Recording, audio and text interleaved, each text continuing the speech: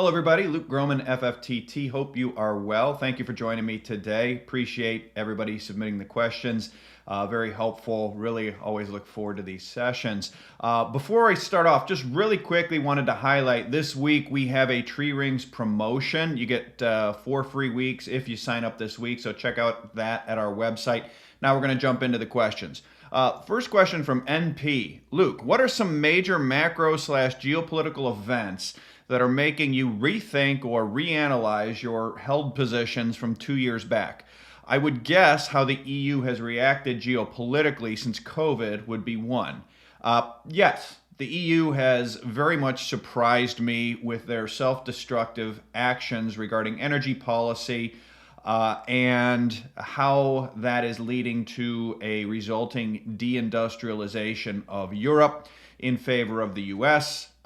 I don't know why the EU reacted the way they did, but they did. That surprised me. The other rethink I would highlight that I am still in pretty early days of, in other words, this is very loosely held. However, I have long thought, last 3, 4, 5 years, that the U.S. had a choice. It could either win the great power competition against China, or it could maintain the real value of the U.S. Treasury market, i.e. we needed to significantly weaken the dollar via Fed-financed or U.S. banking system-financed industrial policy to win the great power competition, but the offshoot would be higher inflation, weaker dollar. I thought that was a choice. I'm increasingly, as a result of recent events, thinking that there's a real chance we both lose the great power competition to China and lose the real value of the U.S. Treasury market. There have been a number of things that have had me shading in that direction, but in the last couple of weeks, we have seen first it was Intel in February here in my home state of Ohio saying we're delaying the fab in Columbus, Ohio till at least late 26, early 27. We can't find the labor is what I'm hearing the problem is. More recently, in just the last couple of weeks, Samsung, SK, LG, major Korean players in tech, out saying they are suspending the building of factories cited as sort of victories in the reshoring battle, and noting that the costs in Arizona, which is a U.S. right-to-work state, in theory this is one of the cheaper states, very close to the Mexican border, right-to-work, which means it's non-union. They're saying the construction costs in Arizona are 4 to 5x what they are in Asia.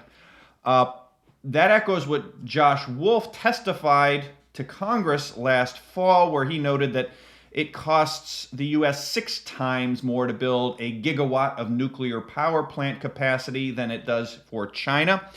And Capitalism 101 says if it costs you 4 to 5 to 6x more to build something, you're going to lose. Full stop. That's it. So these dynamics plus other ones I have heard or seen firsthand, plus what I am seeing firsthand in the Rust Belt, which is our skilled trades as a rule are getting quite old, which is what you get when you spend 40 years deindustrializing your economy like the United States has. And so there's a real skills gap in terms of the skilled labor needed to win the great power competition.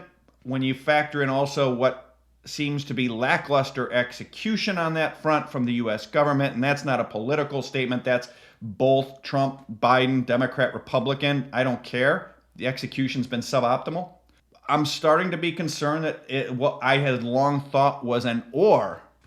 We win the great power competition or we keep the real value of the Treasury market is now at risk, increasing risk of becoming an and. We lose it, the great power competition, and we lose the real value of the Treasury market. Macro implication, sustained secular inflation. Own gold, own Bitcoin. It'd be great for industrial equities, etc. Okay, second question. JT, where are you at with central banks revaluing gold to leverage a lower debt to GDP? Perfect tie into the first question or first response, which is the more likely it becomes that the United States loses the great power competition and is at risk of losing the real value of the Treasury market, the more likely the gold revaluation outcome becomes, in my view. And as a reminder, Treasury can instruct Fed to revalue, remonetize the gold. The action of doing so, given 261 million ounces of U.S. official gold, every $4,000 per ounce times 261 million ounces is roughly $1 trillion that would get deposited into the United States Treasury General account free and clear, with which Yellen can do whatever she wants. So, $4,000 per ounce is $1 trillion. $5 trillion would be enough to take U.S. debt to GDP from 122% to about 70 to 80% virtually overnight, just by waiting in and buying back treasuries overnight in the open market. So then we go, okay, 4,000 per ounce. We need 5 trillion. 4,000 is 1 trillion. 4,000 times 5 is $20,000 per ounce. That deposits 5 trillion into the TGA. 5 trillion can get deposited by back treasuries overnight without affecting the market, because it's going to deposit cash into those accounts. Voila. Debt to GDP 70-80%. Now the Fed can really be independent of Treasury again. No more fiscal dominance, and away we go. We can start to reinvest and rerun up our debt to GDP. It'll be inflationary, but inflation's at the cake at this point, unless we're willing to really let a Great Depression take hold. Next question from John. Talk about tax options in the U.S. available to attempt to address revenue shortfalls in your main thesis of permanent deficits.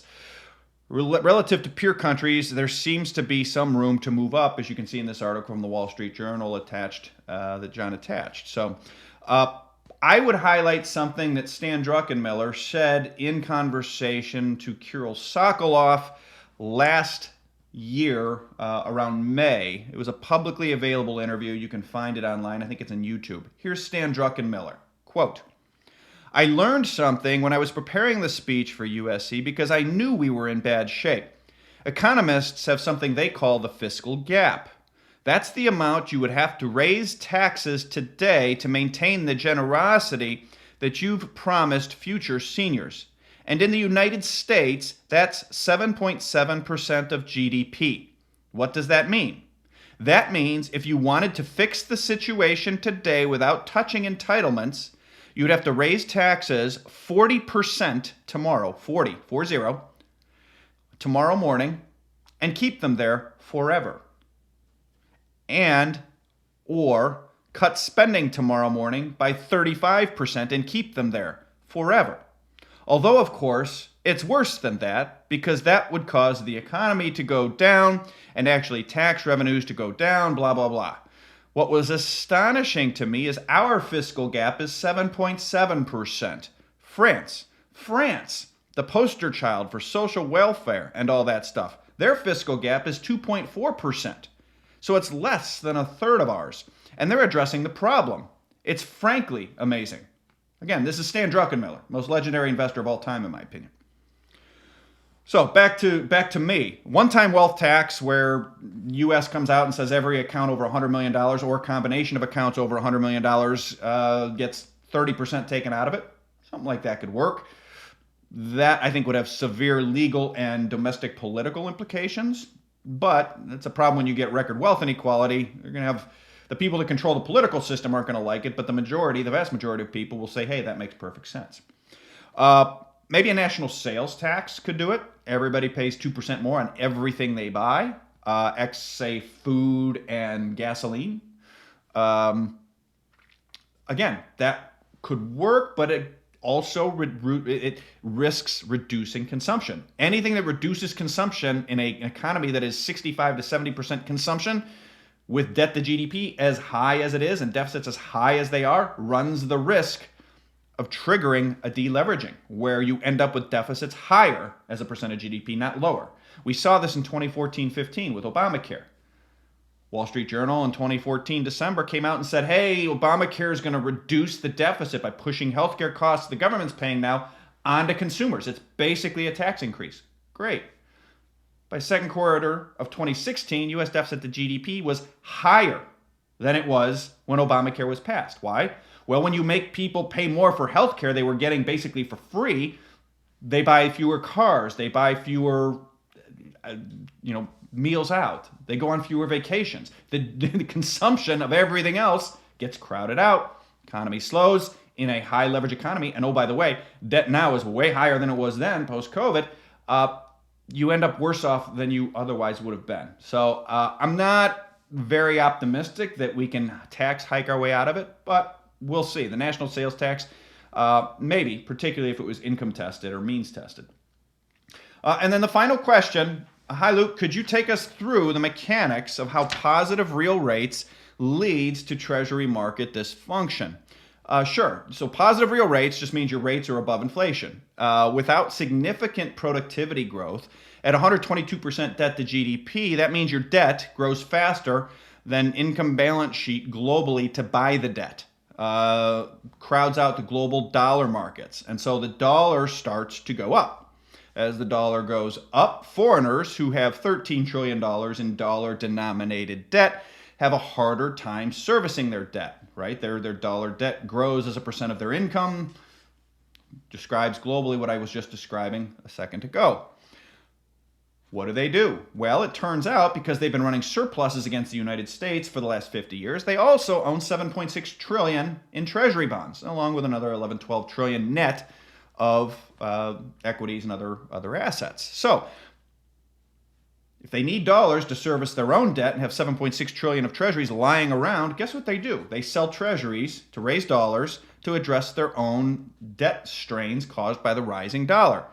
So the dollar going up not just slows the economy as dollar debt gets more onerous globally, but it adds to the amount of net treasury supplies, because now with a slowing global economy, you're going to have slowing U.S. economy, you're going to have you're going to have deficits rising. As deficits rise, you're going to have more treasury issuance. That's going to send the dollar up. As the dollar goes up, foreigners join Treasury and Fed selling treasuries. So now your net treasury supplies grows non-linearly, which sends the dollar up faster. Wash, rinse, repeat until either Fed/Treasury or both step in to weaken the dollar, provide more dollar liquidity to support the Treasury market, or Fed Treasury stand aside and let Treasury dysfunction turn into failed Treasury auctions. And then we start to go into a very severe deflationary outcome shortly thereafter. I don't think they will ever let a Treasury auction fail. And year to date, life to date, in the last 4 years, we've had 5 instances of severe Treasury dysfunction, Treasury market dysfunction, and we are 5 for 5 with dollar liquidity being supplied very rapidly. And that continues as a result to be our working hypothesis that the dollar liquidity will continue to be supplied every time the Treasury market begins to dysfunction. So with that, thank you for joining me. Again, this week we have a special on tree rings, 4 free weeks. Check us out, FFTT-LLC.com for more information about that tree rings product and the offer we have for this week. If you like these 10 updates, you'll love tree rings. It is 10 most interesting things and a brief synopsis about what grabbed us about each of those things and whether it's reinforcing or changing a view we had held about the world, broadly speaking, across a number of different macro topics at the time. Thanks again for your time. Everybody have a great rest of your week. Take care.